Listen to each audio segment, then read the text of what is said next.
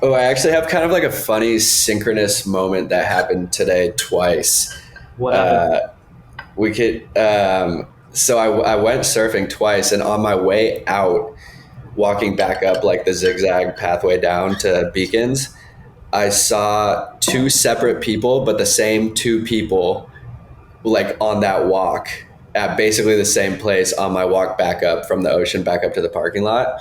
No And it was way. like a woman and it was a woman and a man, and they were like, it was one, and it was in the same order, and it was just so interesting because it was like very random times of the day that I went, but it was like two other people that were on that exact same surf schedule, which I thought was really interesting. That's hilarious. They were coming down as you were going up. Yeah, but two separate times, two separate That's people. Like, and we that's made eye wild. contact both times, and we were all kind of just like, "What?" That's Because wild. it's Stuff like that. I mean, the universe is so weird, man. super weird.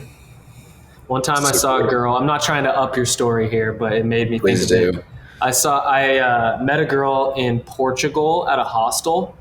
Like talked to her for like a day at the hostel. She was just Hmm. like a random Russian girl. And then I was walking a couple weeks later in Barcelona, and I see her in like a No random way. alleyway. Bro, I'm telling you, random alleyway, random city street. I just all of a sudden I recognize Were somebody, you and like, I'm "Are like, you following me? what the hell? Are you in Yeah, love and with me?" then, bro, the same exact thing happened, and I saw a guy that I saw in Lisbon in the Vatican. Like we were inside the Vatican, all of a Whoa, sudden, that's same dude that I wild. saw. So like it happened twice. I You're guess like, the "Are we supposed to kiss?" the world is so small, man. It is, dude. It's crazy.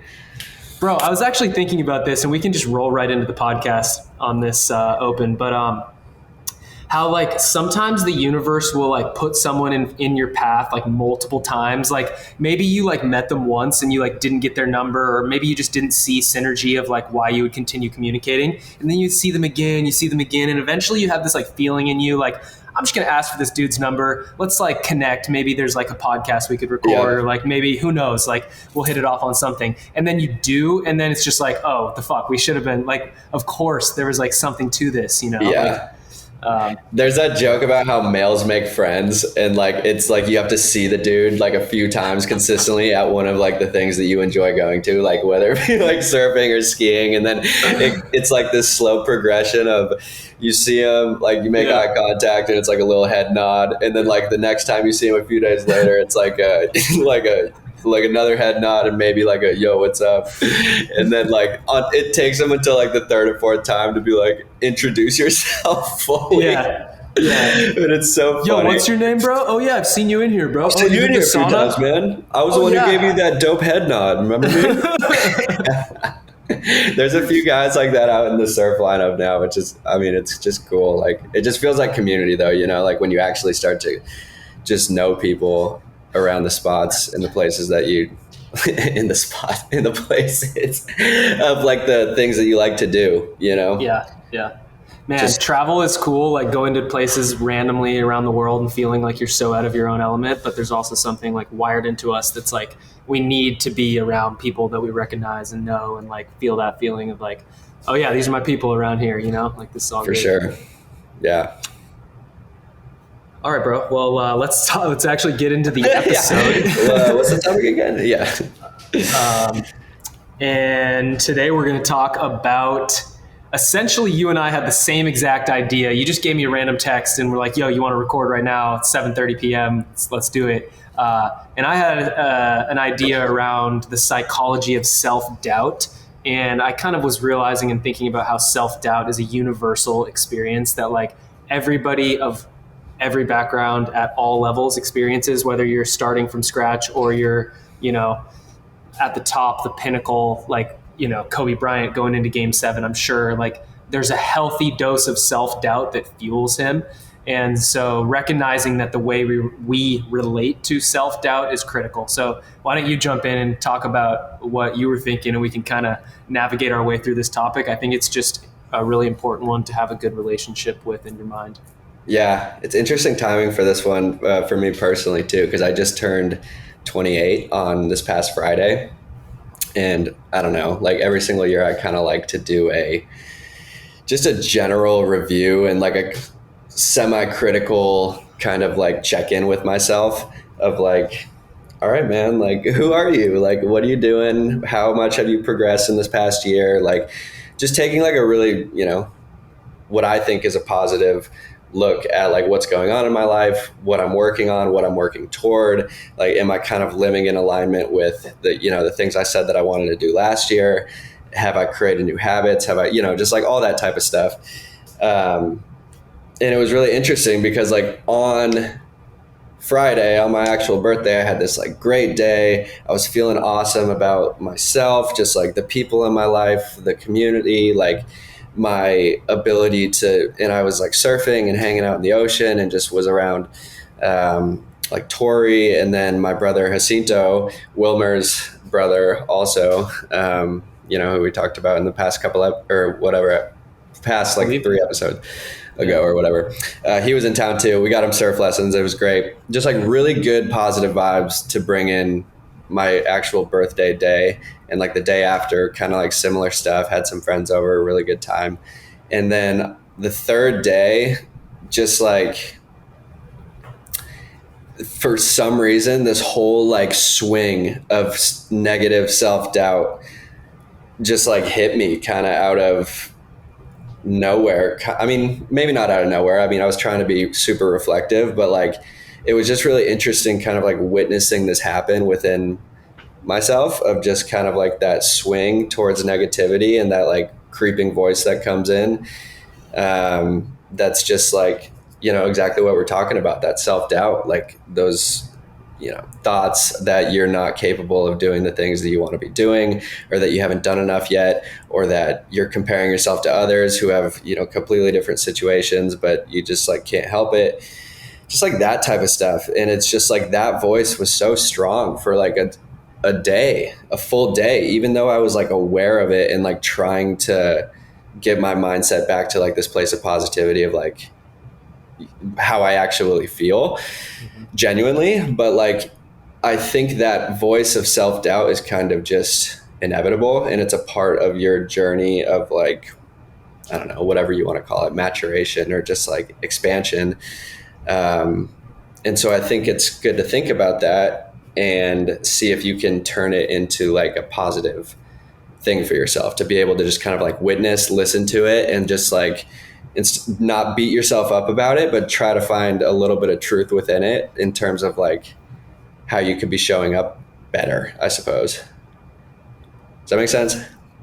Absolutely, bro. That's some real shit. I mean, it's kind of what I want to do more on the podcast, is like try and like really like peel back and get deeper to like the real shit, and like the actual creative process behind like what we do, both in business and in creativity, if it's like writing or producing this podcast or what I do for my job. Like, it's so easy to just hit the surface level. I've got my bullet points. When you push yourself to the limit, you're naturally going to feel self-doubt. And so it's a good thing when you feel some self-doubt, but too much is unhealthy. Like, give me a fucking break, Kyle. Give me something more than that. And like, that's kind of always what we're trying to do, is like put it to the next level. And I think you just did, bro. And so I want to, probe you a little bit to talk a little bit more about like how you felt, because we hear on the podcast every week, bro, you're this like beacon of shining light and positive energy. So to hear you are going through like legitimate feelings of like, maybe you don't feel that your like worth is aligned. Like, you see yourself in the mirror and maybe things on paper in the business aren't where you want them to be. It's the same, in I'm sure like 99% of people's lives. You look on paper, you're like, damn, I'm talented and I work so fucking hard and I'm passionate and I do the right thing. And it just like isn't happening over and over and over again.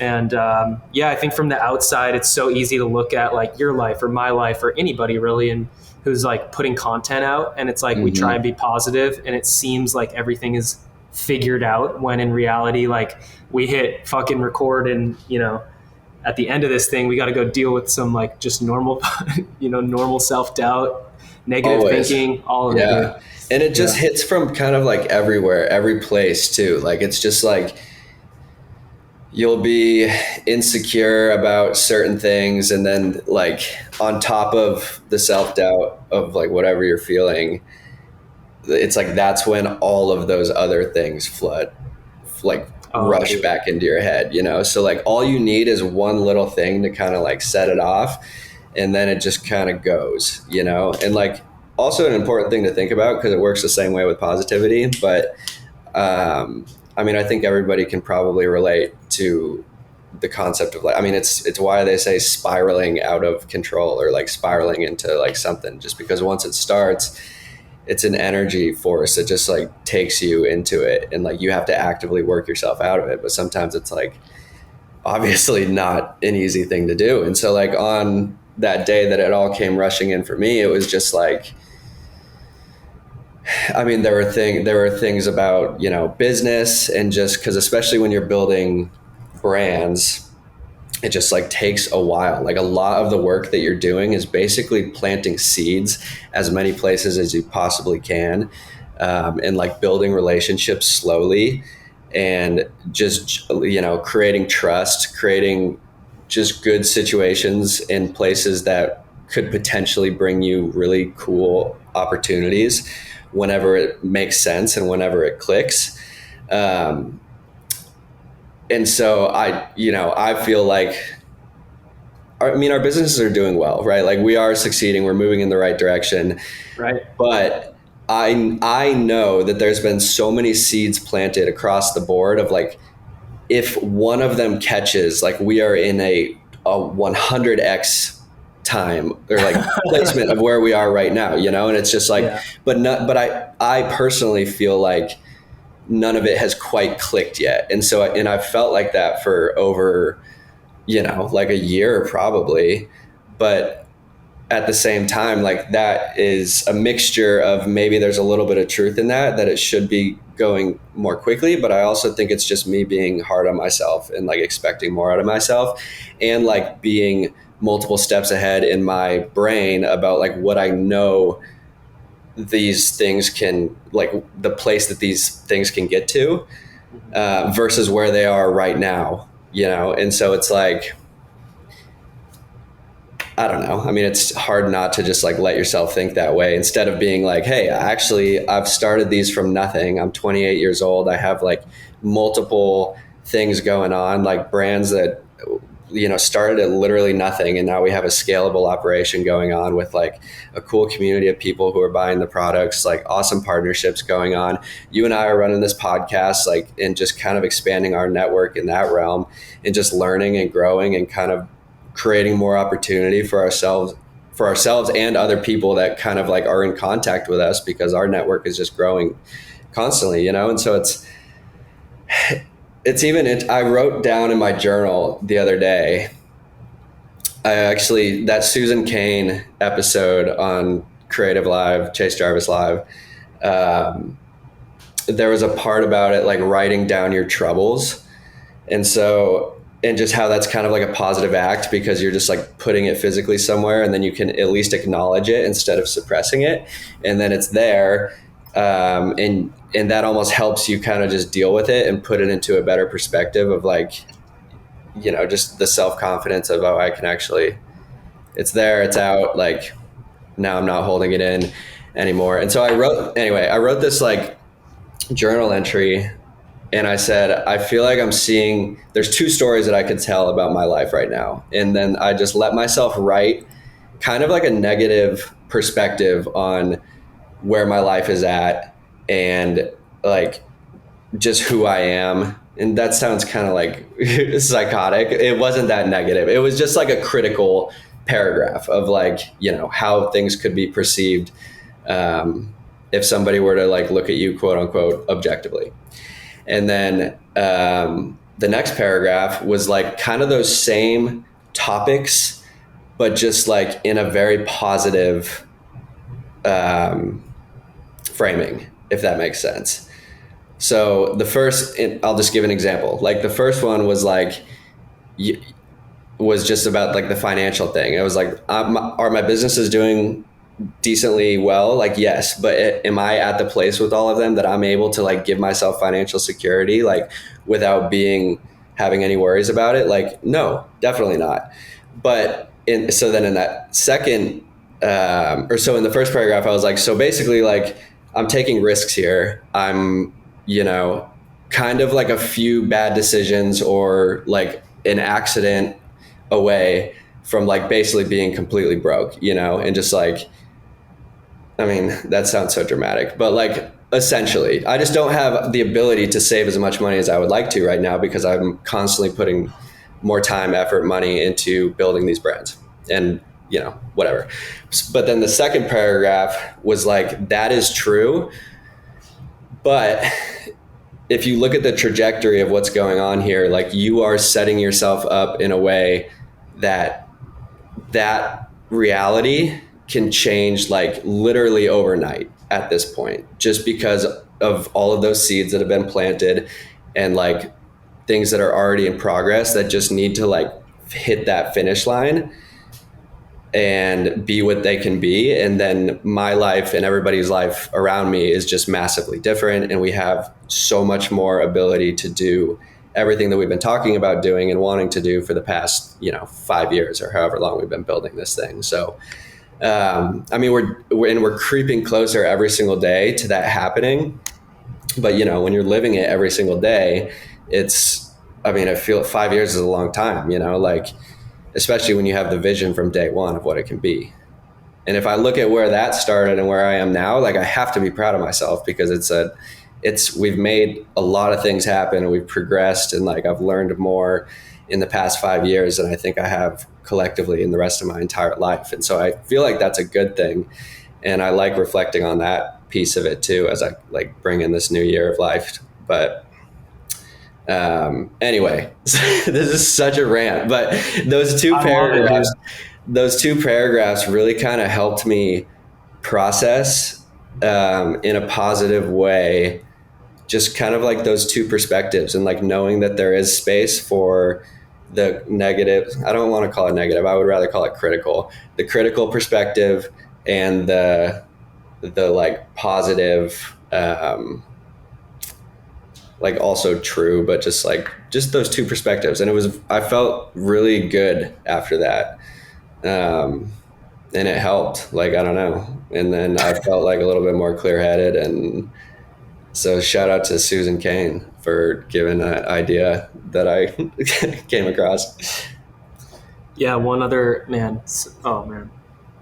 I don't want to jump in so fast because that was awesome. Thank you for sharing all that and going a little deeper. The Susan Kane episode I thought was awesome because she talked about the difference between depression and melancholy. Whereas depression, there's not really much productive energy that you can take from it. You're just like creatively drained and you just don't really, you know, feel like you can do anything. Melancholy, she talked about it and you wrote about it in the blog. If anybody wants to read some awesome Matthew Callan's writing, you can just go to chasejarvis.com/blog and check out some awesome stuff that you've written.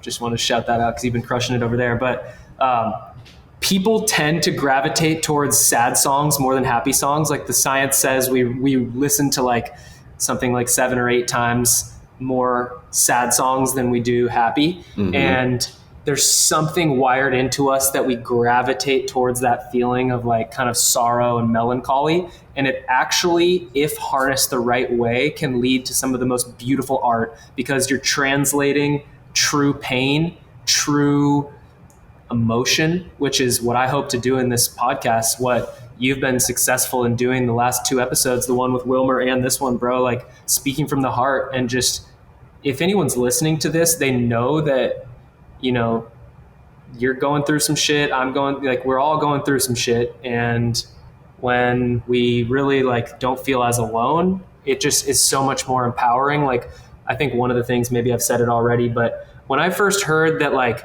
people at the absolute top of their game, authors who have written 6, 7 best-selling New York Times best-selling books, that when they go in to write the 8th book, they feel imposter syndrome. They feel like they don't have the self-worth.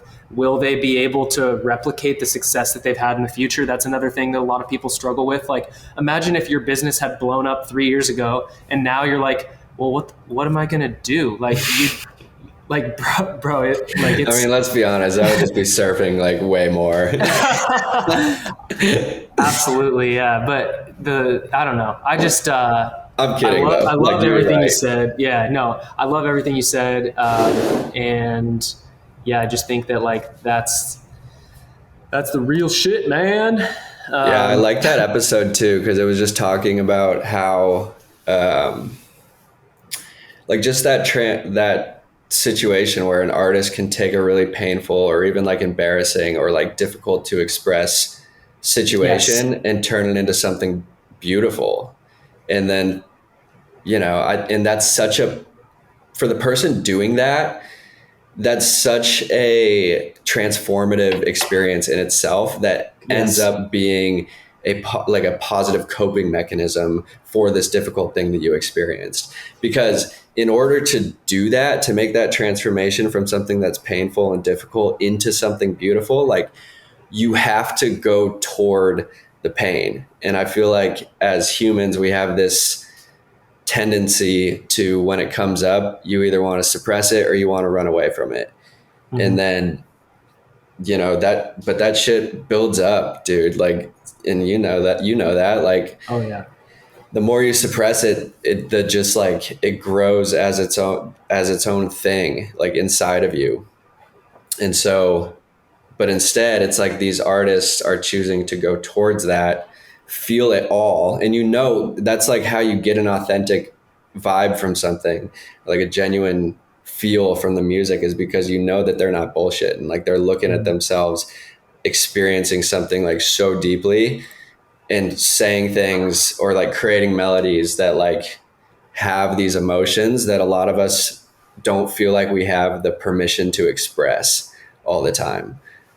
So it's like, and that's another thing she talked about in that episode, was Yep. just like, I don't know, like permission wasn't the word, but it was like Validation. Yeah. validation. Yeah. And just like people hearing it and being like, damn, like I get that, I feel that. And then they're like, just, thank you for kind of like guiding me to feeling some things that should be feeling. And it just makes you look at your life like that. And so, you know, I think it's good. Two things. One, there's an author, her name's Elizabeth Gilbert. She wrote a book called Eat, Pray, Love. It sold like 10 million copies or something like that. It's one of the most best-selling books. Did they And make that into a movie?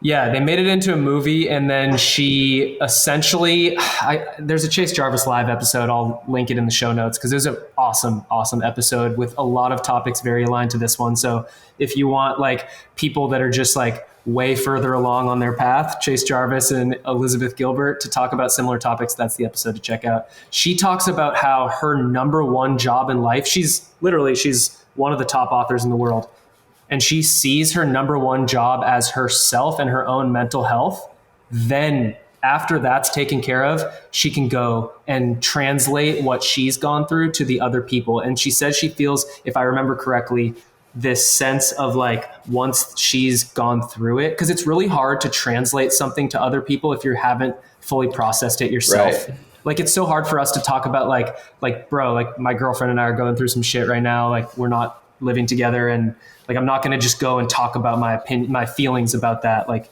I respect her still and like trying to make it work, but like B, I'm just not really like through it, like Yeah. I'm not gonna try and like extract wisdom from something that I haven't even fully felt or fully gone through. So that's Totally. definitely, to your point, that's what us men do: bottle it up, ignore it, run from it, or just be a bitch about it and like sulk for a while. That's not a Yeah. good I solution feel like either. I'm a good powder every once in a Oh, while. dude.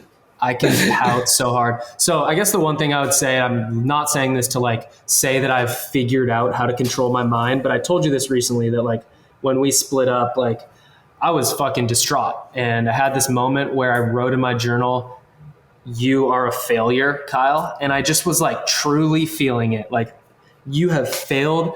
And I flipped back a couple pages in my journal and I saw my goals going into 2022.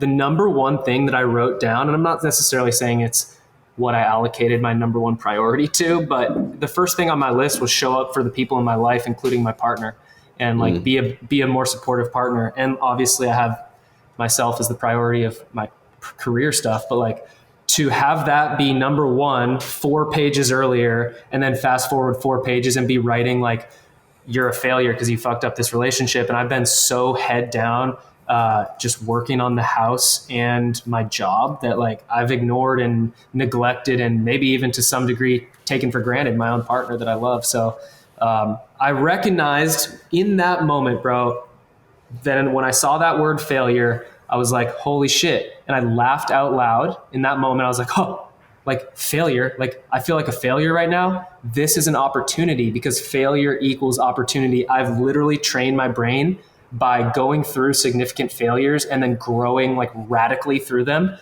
It's not comfortable. I still feel a ton of discomfort, pain. Like it's not like I just embrace this big challenge. Like it's painful, but I know that that pain leads to something beautiful on the other side. And so it like literally flipped my mind around so fast. And it sounds like you were able to do the same thing, but then again, like another wave is coming, another wave Oh, of always, self-doubt. dude. And I Yeah. was about to say, like, I think that's just a natural beat of life too, you know? So I think a big part of my, um, just like relationship with my mental health has changed a lot when I kind of just like, because I know those waves are coming, right? Like I have just there's times where it just comes in waves, and there's like I call it the cloud. Me and Tori even talk about it. Like there's just this cloud that comes every once in a while, and Yeah. it's just like it's there for a few days, and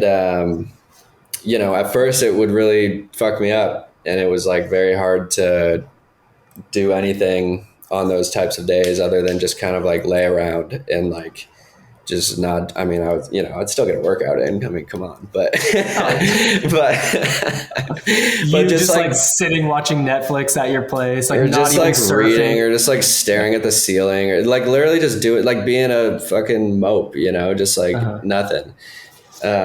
I have compassion for myself in that I'm not a mope, but just like, but then now it's like if you understand that those waves kind of come and go, at least this is my personal experience. I don't like making generalizations about this kind of stuff just because it's like so particular to each single person and Mm-hmm. super, super subjective.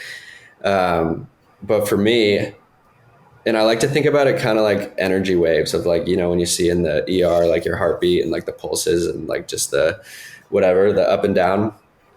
And I'm just like, I mean, we're all energy, you know, like we have that like pattern is kind of built into us at a biological level, I guess. Like, and so I've kind of taken that same perspective in terms of how my moods or like my energy or my self-doubt, all of these things that are could be like portrayed as negative, as just kind of the natural rhythm of my own development, and just kind of instead of being bummed out about the fact that it's happening, instead use that time to try to like find a positive outlet for those types of moods and feelings as well, and just kind of like lean in a way that like makes you not suppress it and not try to fight against it, but just to try to like tweak it into something that's of value or creative or just like, and it always helps. I feel like, so now I make a lot of music during those types of days. And I do some of my best writing on those types of days just because it just, I don't know. I feel like even though they kind of suck, like those are some of the realest emotions and feelings that human beings have. Like that's a huge part of the human experience is just like pain, suffering, sadness. Like it's kind of built into us from the beginning, you know. And like to mention her again, Susan Cain talked about that in the episode of how like we come into this world with this fundamental brokenness and like this feeling like we're longing for a better world that's out there, and we have this like longing to return to it. And it's like, so that feeling of longing comes from a gap between where you are right now and like where you want to be or where you expect things should be, or just like how you want them to be. And kind of just like looking at that gap as an opportunity to create, because that's what creativity is too. It's just like, I mean, you're basically you're taking emotions and turning it into something, turning it into an expression of thought or music or anything that's like creative or expressive, you know? So I thought that was an interesting perspective, like looking at that gap of where you are and where you want to get to, or where you think the world should be, or how you think the world should be. And letting that be kind of your portal to your most creative self. Really well said, man. And I like the analogy of the heart rate machine. And yeah, no, that's what you just said, that last little bit about seeing the, like, let me just reiterate, like kind of run back to you so I fully understand. Like, essentially, you're seeing this opportunity as a gap that you can lean into and draw from, rather than like something to be scared of, push away. Like, it's literally, if when I think about a gap, like, oh, let's fill that gap. Like, you know, like there's something that's supposed to be in there. So For me, thinking about it, at least it's like, okay, what makes you sad or what makes you feel pain, and like, why is that? And that's why, that's where that gap is it's like, it always comes back to like where you are and why this thing is making you sad. Because like, if this thing was not happening the way that it was, then you would be happy. So that's that gap, right? And so it's saying like, lean into that and go towards that sadness and that like kind of like wishful thinking within that, of like the world that you want it to be, or like the way that you wanted it to be. So just like lean in and express yourself through it rather than going away from it. that makes more sense. Awesome.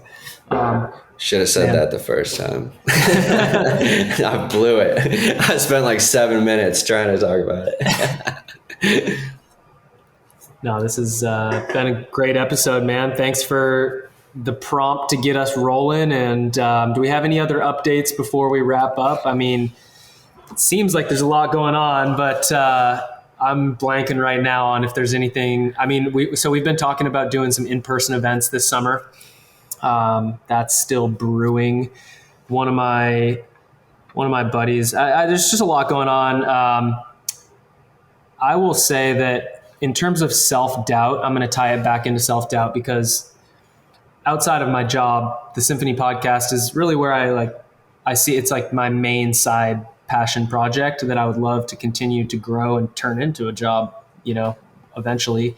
But I feel like we've been talking for so long about, you know, more creative ways of doing podcasts and this and that. And I even have this feeling of like, man, you know, like, on one hand, there will be days where I'm like, bro, we've done 75 episodes and I've done 100 episodes or like 70 episodes of Adventure Creator. I've done 100 and something episodes of podcasts. Like, there's just something, regardless of the fact that they have 2 people that have listened to each one, it's still pretty cool just to like say that, you know, you've done that. And then on the other hand, be like, oh man, we missed a week. We're always late. This year has been nuts, man. I've been working like more than I've ever worked. And like, yeah, that's not an excuse. Like, we say we want to prioritize this podcast and then like it slips and slips. And so that truly is a source of some anxiety for me. And I know what is the fucking solution is to just go do the podcast. Like, yeah. You know what I'm saying? Like, it's simple as that. And so like, I have to be at peace with the decision to not run the podcast or to not publish. Otherwise, I'll literally be falling asleep, hating myself for the fact that there's 5 people out there that are, you know, are true OG fans, and like they don't have an episode. So, bro. Yeah, and it all, dude. This is a good way to wrap it up, I think, too, because like there's always a. No, did I just lose what I was going to say? Dang it. Wow, I totally lost it. Oh, you're good. I was just talking about like failing with the podcast and feeling like we're not consistent and all this, tying self-doubt to what we do. Where so much of that sadness comes from and that like anxiety is like, at least for me, is like that time that you're talking about that's being spent thinking about the things that you like could be doing or should be doing, or like, but the thing is, and that's why I think that that concept of writing down your troubles is like super important too, because usually there are some like very actionable items that if I really was just like, okay, it's like, I'm going to change things now. Like the action itself is not scary. It's not even a big step typically. And it's kind of, and it will make you feel good if you just like do it. But the time spent thinking about how you're like not doing things or like should be doing things, like that takes so much time, brain space, and energy. And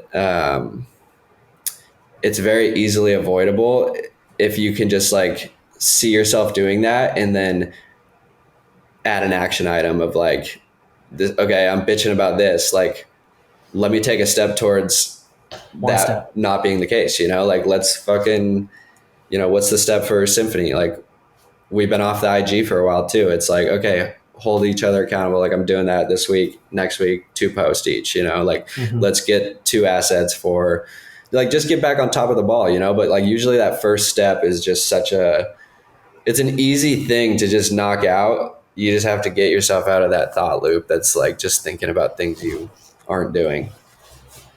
If I had, instead of thought negatively about how I didn't record a podcast, if I had just used that time to record a podcast or prep for a podcast or edit a podcast, I'd probably have like 100 more episodes. I don't know.